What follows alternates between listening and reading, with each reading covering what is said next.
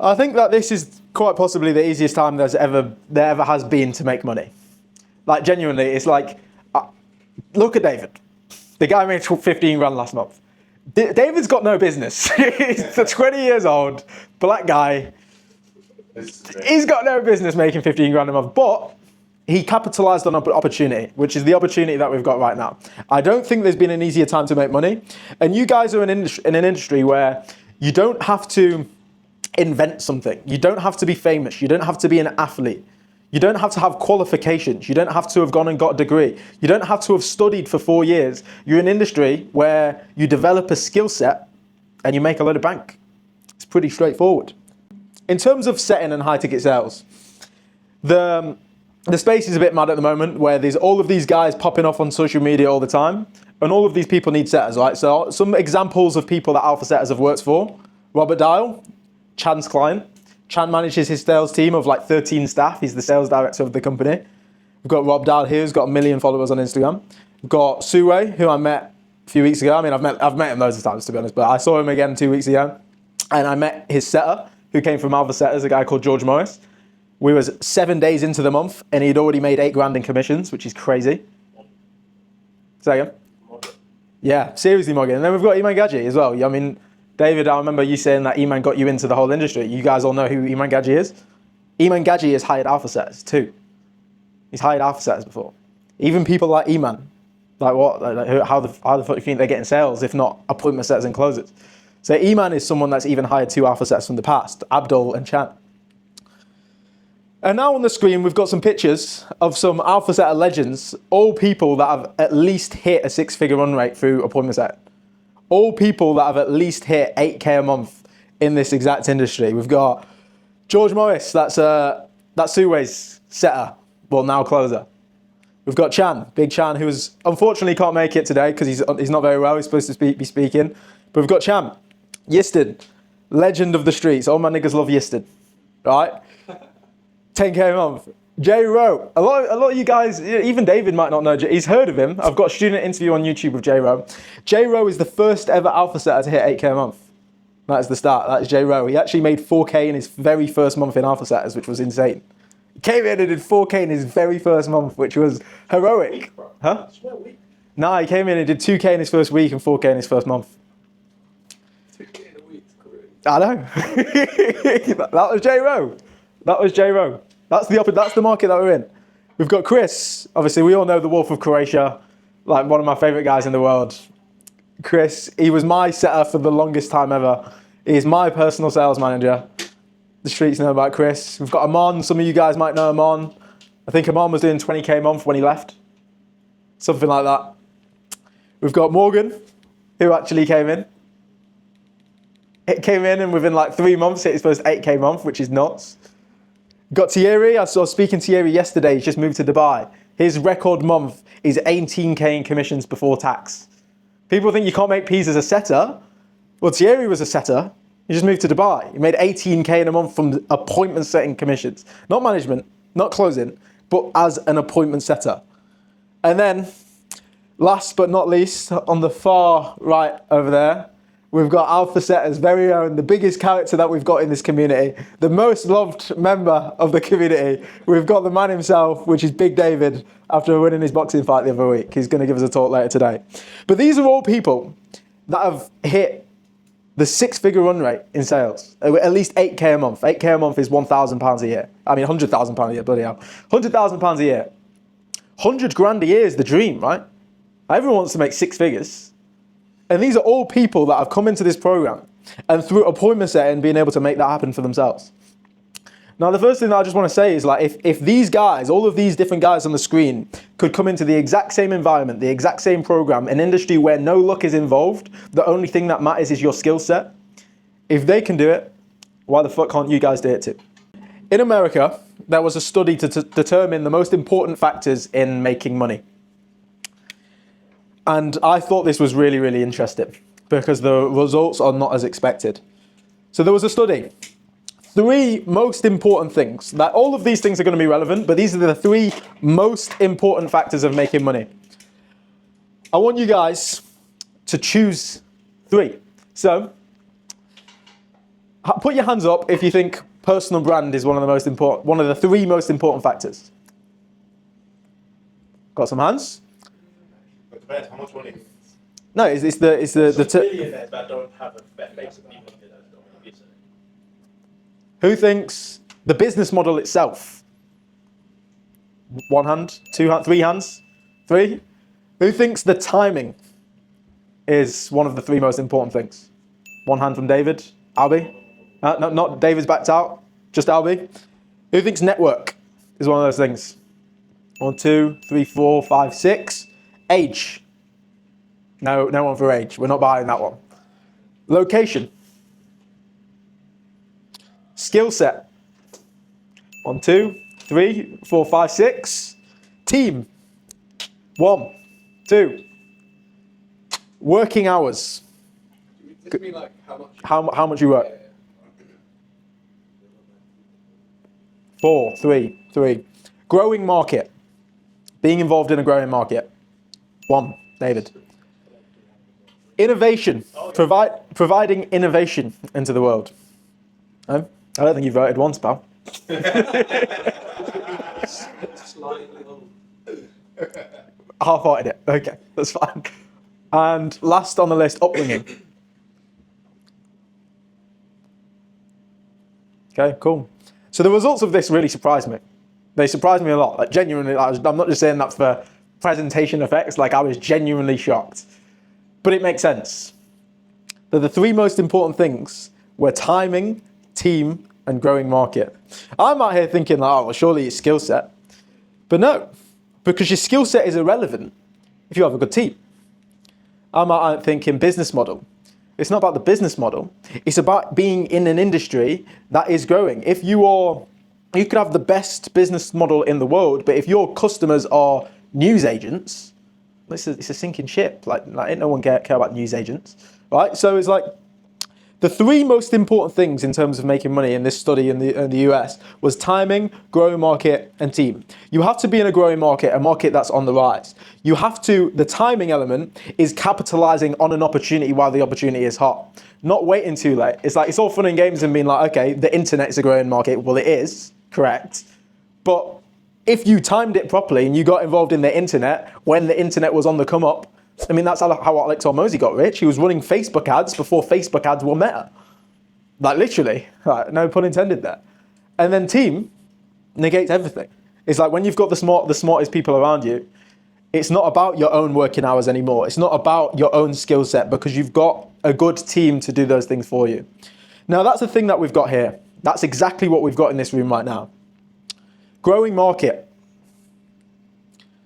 Goldman Sachs predicts that the creator economy will nearly double from 250 billion to around 480 billion by 2027. $480 billion market in the next 2 years. That's nuts. Nearly double in 3 or 4 years. That's crazy. That's a lot of growth. So we've got the growing market. We can tick that box right now. We know we're in a mad market at the moment. In terms of timing, that was like my favorite fight ever, by the way. In terms of timing, we are in this market whilst it's in the period of doubling. When Bitcoin, like if you go back to Bitcoin in like 2013, it might have been doubling all the time because it was still relatively small. Now, in Bitcoin, if you're an investor and you make a 20% return on investment, that's considered a good return on investment. But the earlier that you can get into an opportunity as it's growing, the more likely that you are to have massive ROI. That's the timing, because the place that we're in right now in terms of this market, I've been here for 4 years. I've been in appointment setting now for 4 years. And over time, it's like, oh, but isn't it getting more saturated? Isn't it getting more saturated? Truthfully, there's never been more setters in the market, obviously, because more people are hearing about it. More people are getting started. But also, you've got to think that there's never been more creators. Every 2 seconds you look on Instagram and there's a brand new coach's coach. Coaches spawning in everywhere, right? All of these coaches are producing a hell of a lot more new coaches into the market and teaching them that one of the most important things that's going to scale your coaching business is a bloody good setter. Now, there's a lot of setters in the market right now, but there's not a lot of good setters. So timing right now, This is the time, if there ever was a time, even more so when I was first getting started in the industry, because when I first started in the industry, even though there wasn't many setters, there also wasn't a lot of coaches that knew they needed a good setter. Now every coach knows he needs a good setter. Now every coach is on the lookout for a good setter. So the timing right now is crucial. And going back to the timing, is like, the reason why I put that picture on the screen, I don't know, has anyone actually seen that fight of Michael Page versus Kevin Holland? You've seen it, we watched it in Thailand together. Michael Page is my favourite UFC fighter. And the reason why he's a very good fighter is because everything is timing. He will always time his opponent as the opponent is about to punch. You can see Kevin Holland, right here, he was throwing a punch, but he got hit first. He always times the opponent's punch. But what Michael Page does is he's actually a freestyle kickboxer, a points fighter. He's either all in or all out. He's either too far away to the point where the opponent can't hit you, or he's throwing everything in that bloody punch. He will put everything into a shot. And that's what you need to do to have good timing. You can't recognize an opportunity in front of you in a growing market and know, okay, look, I've got a good opportunity here, and half-ass it. Because by the time you catch up, the opportunity has gone by. So that's the exact reason why I chose this picture right now is we have the growing market, the timing is perfect, but you have to capitalize on that. The people that make the most money are the people that capitalize on the opportunity as it presents itself. Precision beats power, time beats speed. Exactly. I almost put that picture on there as well of Jose. And then the next thing is team, right? It's like not a single person in that picture right there has made less than 10, doesn't make 10K a month, right? Like not a single one of those people went like, in fact, actually that was the day where David had already hit 10K a month. On that day of taking that picture, Amon had just hit his first 10K a month because I closed someone on the spot for him, which is a cool story. They've both got such sick 10K a month stories. And then we've got Yistin, who recently hit his first 10K a month, and then obviously Yomi. But it's like team. It's like when you've got the right people around you, you know, it becomes unreasonable for you not to win as long as you're utilizing them.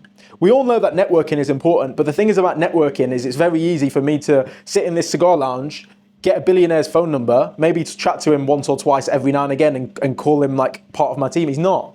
The difference between networking and team is your team are the people that you've got immediate access to. Your team is this room right here. Like we all might know someone that might have some useful knowledge, but I'm not exactly going to call the billionaire from the cigar lounge last night and be like, buddy, I'm in a really tough spot here. I don't know what to do. It would be unreasonable for me to do that. Start calling him and asking for advice on a very specific problem when he doesn't know me.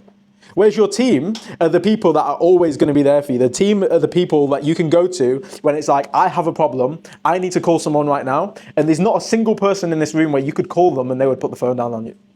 I know, Danny, you're helping people all the time. Killian, you're networking all the time. David, you're networking all the time. All right? Use that to your advantage. If someone has got the information that you don't have, you make it your mission to just ask them. It's not a hard thing to do. So, there's so many new creators coming into the market. There's a shit ton of coaches every 2 seconds, which means that there's so many people that need A-player setters, closers, and managers at the moment. Going back to the opportunity. Finding good appointment setters at the moment in this industry is actually considered one of the major pain points of online coaches. And I know that myself from being at a mastermind 2 weeks ago with half of the bloody info space, half of the coaches and growth operators, and all of them had a massive pain point of they can't find good setters. Now the key word there is good setters. There's a lot of setters, but the market needs good setters. So what are you boys going to do today to make sure that you're acquiring the information to become good setters? What are you guys going to do after this mastermind to make sure that you become a good setter? Because it's not about fantastic, you've invested £1,000 and you've joined Alpha Setters. Like that is a big step, but it's not though. That's only like the first step. You've just stepped through the front door. You know, you've still got 4 flights of stairs to climb. What are you going to do yourselves in order to use Alpha Setters, use your network, use the opportunity to become good setters? Because if you're a good setter in the market right now, you can't lose. The opportunity in front of us all is absolutely insane, but you have to fully apply yourself to it. So, in order to do that, we need to have a little bit of a mindset shift. Mindset is probably the number one thing that holds back people in life. Hold on, I just want to light this cigar again.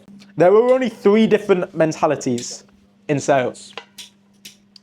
This is something that I used to tell the guys on door to door all the time. So this was like my little thing off curriculum that I would always give like a little talk to my boys about this on the first week. Because if there was one thing about my door-to-door sales team, in the doors, David had talent. David was a very talented guy in the doors. He's got a lot of chat, he's got a lot of cheek, he's got a lot of charisma. You'll recognise that about David. I wasn't that guy. I'm a little bit more serious. I take my job a little bit more seriously than David did, right? I didn't have as much charisma on the doors as David did, but one thing that I did always have, and I had to make sure my team had, was work ethic and accountability. So this is always something that I teach my team in order to become top performers. One of these mentalities will keep you poor. One of these mentalities will keep you average. And one of these mentalities will change your life forever. The three mentalities, we've got the victim mentality, the survivor mentality, and we've got the conqueror mentality. Killian, what do you think a victim mentality is? Oh, why is this happening to me? I deserve better. No luck. Just no accountability. Yeah. A victim is someone that always blames outside circumstances. It's never their fault, ever.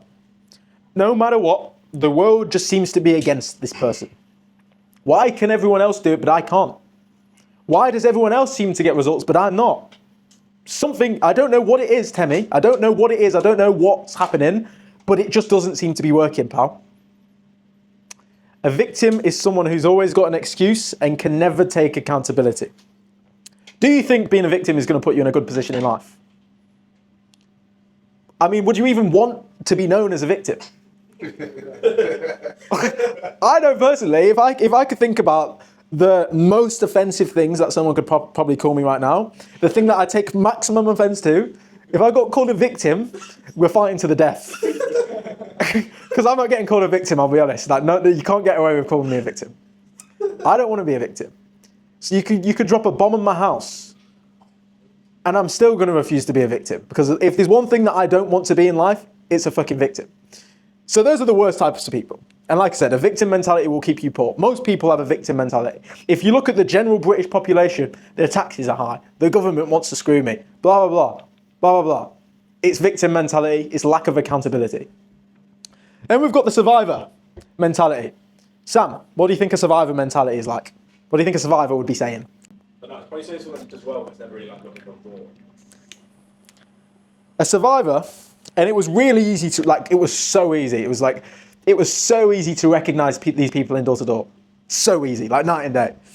Because the victims are the one where it's like, oh, the doors were shit, it's cold, it's raining, everyone was not in, some bullshit. The survivors are always the people where you call them, it's like, how was the day, pal? Oh yeah, not bad. What do you mean not bad? You didn't do any customers today? It's like, yeah, I know, mate, I know, but like, not a bad day, just didn't go my way, but I'll have a better day tomorrow, it's all right. They're just not asked. They just go by day by day by day, and they're not trying to ask questions, how can I do better?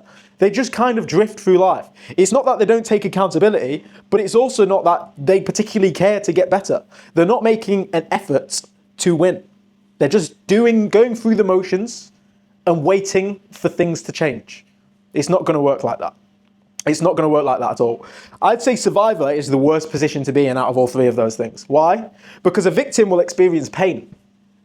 And pain can either be used to ruin your life, or there's a potential that you can use that pain to become better. But survivors are comfortable. They're comfortable being average. They don't have pain, and because they don't have pain, it's very rare that they actually change their situation because they're comfortable. They're just drifting.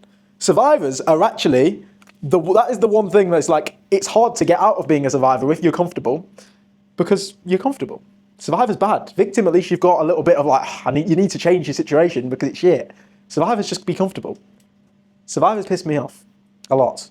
I mean, they all piss me off. But conquerors where we want to be. Danny, what do you think a conqueror would be like?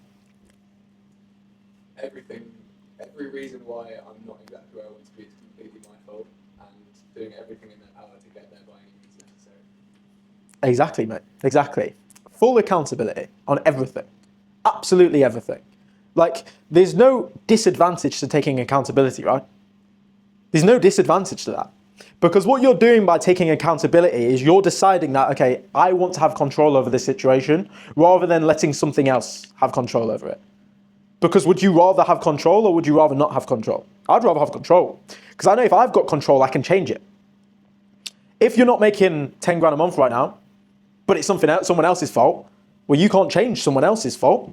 But if it's your fault, you can change that and you can make the necessary steps in order to get to the situation where you want to be. So that's a conqueror mentality. A conqueror mentality is always taking accountability and always doing what you need to do in order to improve upon your mistakes. Always learning the lessons, always acquiring new information, and always fully applying yourself.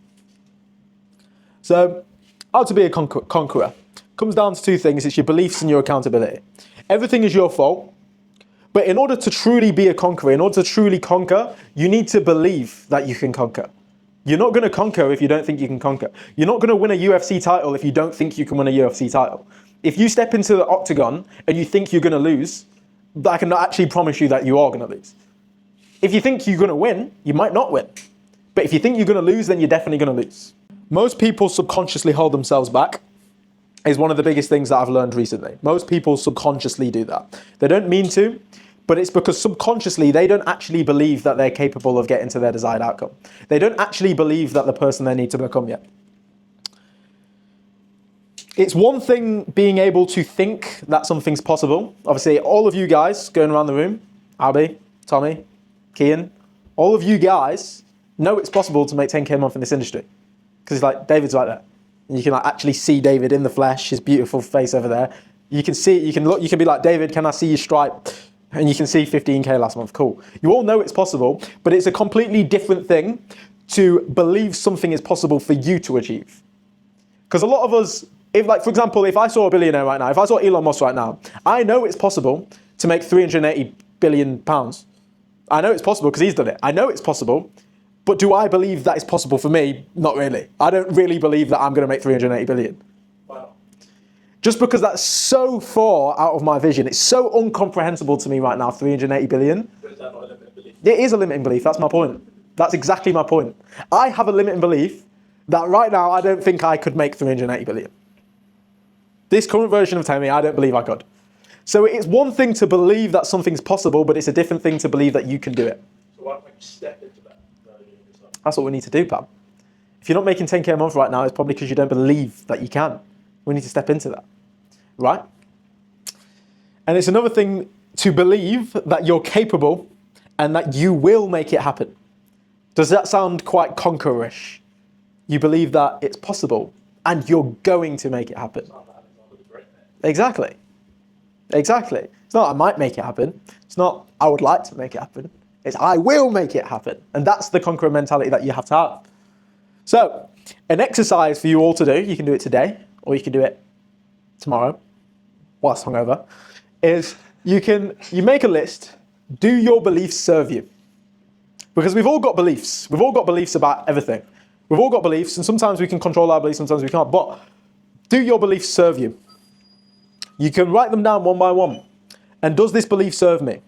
So, belief, this is when I first got started into appointment setting. I was brand new into the industry. I knew nothing. But these were the beliefs that I had. Because sometimes ignorance is quite a blessing. Because you don't know better, right? So my belief when I got started in appointment setting was, this is fucking easy. I was like, I'm sending DMs. I used to knock on doors. This is fucking easy. Like, I was genuinely, what was going through my head, I was like, I was so happy. I was so gassed when I found out about appointment setting, because I was like, how is this even a real thing? This is actually like the fucking, I've hit the £1 million jackpot. I was so gassed and so excited because I thought it was so fucking easy. Obviously, you know, I've been doing it for about a day. But I thought it was easy because I'd gone from knocking on doors in the cold and getting told to fuck off to getting left unseen. And I was like, this is nice. I thought, I have finally found something that is perfect for me. Finally found something that is absolutely perfect. After trying side hustle, I found something that's perfect for me. That was my belief. I thought, this will be the most valuable skill of my life. High ticket sales, cool. I'm like helping agency owners sell their services, cool. I thought that this was the breaking point where I'd finally found a skill that is going to serve me forever. I thought, as soon as I made my first commission, I thought, fuck it, I've already made money on my phone. I was like, that's mad. So if I can make my first 50 quid, then I can make my first 5 grand and my first 50 grand.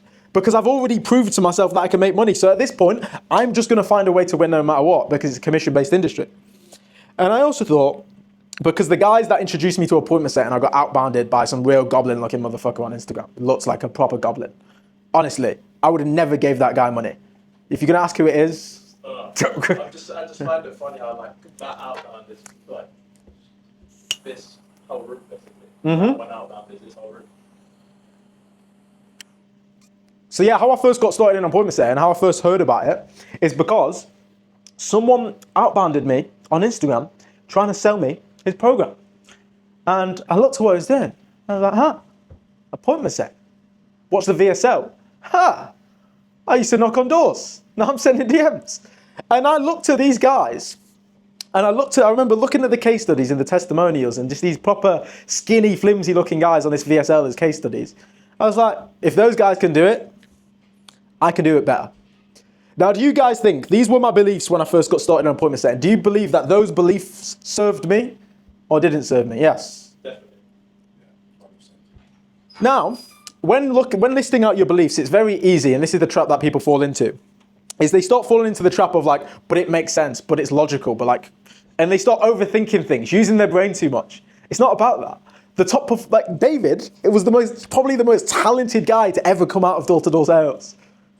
Right? He wasn't using his brain all that much. Sometimes our brain can be our greatest like enemy if we start overthinking things. Whether these beliefs were true or false were irrelevant, are completely irrelevant. More irrelevant than that bloody needle on the table. Completely irrelevant. But what mattered was that I believed them and that they served me. You could be a complete retard. Complete retard. But if you truly believed with all your soul that I'm capable of making £1 million and I'm going to make £1 million next year, you're probably going to be more likely to make £1 million than if you didn't believe you could do it, right? So in that case, the logical thing is always to believe in yourself, to have beliefs that serve you. Whether it's realistic or unrealistic, that's just your logical brain trying to mess things up. Forget about that. Make sure that your beliefs serve you.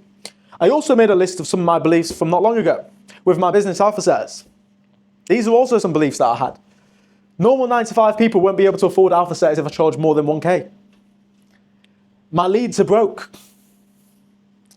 I also had a belief that TikTok leads were retards. That was also a belief, no offense. But I thought that TikTok leads were retards.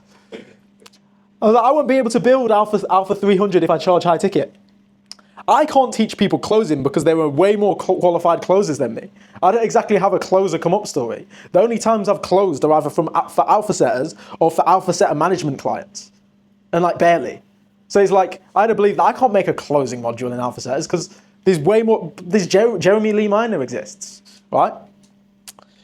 I'm too unique to replicate my skill set to a team, which is why for the longest part, I didn't really have a team and I was stuck at 20K months. All of a sudden I went into door-to-door sales in London where I had to have a team because I didn't have time to work. And all of a sudden, my business doubled because I had a team. But I always had this belief that I'm too unique of a guy. My brain works differently. So it's hard for me to replicate that skill set. I can't do that. I had a belief that I couldn't.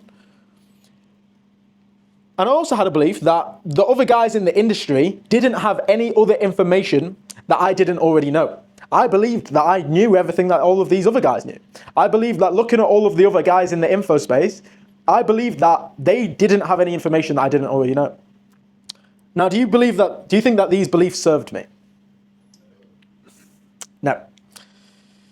My leads are broke? Well, it could be true, but it's still not a belief that doesn't serve me. Not all my leads are broke, but it's not a belief that serves me. Other guys in the industry don't have any information that I don't already have. That doesn't serve me either, because is that a belief that's going to make me try to acquire more information or avoid it? It's not going to help me get to where I need to be. So these are all examples of beliefs that just didn't serve me. So if there's one thing that I want you guys to do is I want you to go home and I want you to make a list. What are your beliefs right now? And if they don't serve you, then get rid of them. If they don't help you, they harm you. They could be logical. Don't give a fuck. It could make sense. They probably do make sense, because otherwise you wouldn't have a belief that doesn't serve you and doesn't make sense. You wouldn't have a belief like that. But the bottom line is it doesn't matter whether it makes sense or not. If you have a belief that doesn't serve you, if it doesn't help you, it harms you. So get rid of the belief. Okay? Your belief in yourself should be so strong that you already identify as the man that you want to become. Two examples that I think of instantly when I think of belief. I think of Conor McGregor before he beat Jose, where everyone thought he was barking mad, but beat Jose, unbeaten for like 13 years. But Conor McGregor already thought of himself as the champion. He already thought, he already could picture what he was going to do to a poor little Aldo. We've got Ilia Topuria, who changed his Instagram bio to the featherweight champion the night before he fought Alexander Volkanovski. He's considered the greatest featherweight of all time. He changed his fucking bio and was like, I'm already the champ. Because he knew himself, he had so much belief that he was going to make it happen. He already identified as that guy. If you believe that you're a winner, the thing is your actions will start to align with that. Your actions are always a reflection of your beliefs about yourself. If you struggle to stay productive, you struggle to stay focused, it's because you don't actually believe that you're the most productive person in the world. Once you start believing that you're a winner, you're going to start to operate like a winner. Would a winner just like, order an Uber Eats and get a Mackey's just because he felt like it? Like, no. Like, if you think of yourself as a winner and your standards are so high, your actions are going to start aligning with that. If your actions don't align, then you'll be able to recognize that you need to change. If I know that I'm a winner and I believe that I'm a winner, and I did order a Mackey's for whatever reason, I would eat that Mackey's, and I instantly, realistically, when I go to brush that teeth like that, I'm going to look myself in the eye, brush my teeth, and it's like, yeah, I know I'm a bitch. I know I messed up that day. I'm going to have a guilty conscience because my actions are not aligning with my identity. So that's why you need to believe that you're a winner, because if you believe that you're a winner, your actions will align, and when you make mistakes, you'll feel guilty for it because you know that you've cheated yourself. Your beliefs will determine your level of accountability. If you believe that it is fine to have a cheat meal or a cheat day every now and again, then you're not going to feel guilty for it. But if you believe that you are above average, you are the big dog, and you believe that, nah, I'm so disciplined, I care about myself so much that I don't do cheat meals and stuff like that, then you're going to be a lot more accountable if you ever make a mistake, which will lead to you taking back control rather than spiraling into the rabbit hole of doom. The last thing there, boys, and this is the phrase that I repeated every day of my life for pretty much the entirety of 2025, is a winner always finds a way to win. And that is the reality. If you are not in the situation that you want to be in right now, if you're not making the amount of money, you've not been getting the wins in your personal life, in your business life, or whatever, it doesn't matter as long as you have the belief that you'll always find a way to win, because that's what winners do. If you look at every single winner around you, you're going to notice one thing is that they all won eventually because they all found a way to win. Literally, to be a winner, you got to find a way to win, and a winner always finds a way. Okay, boys?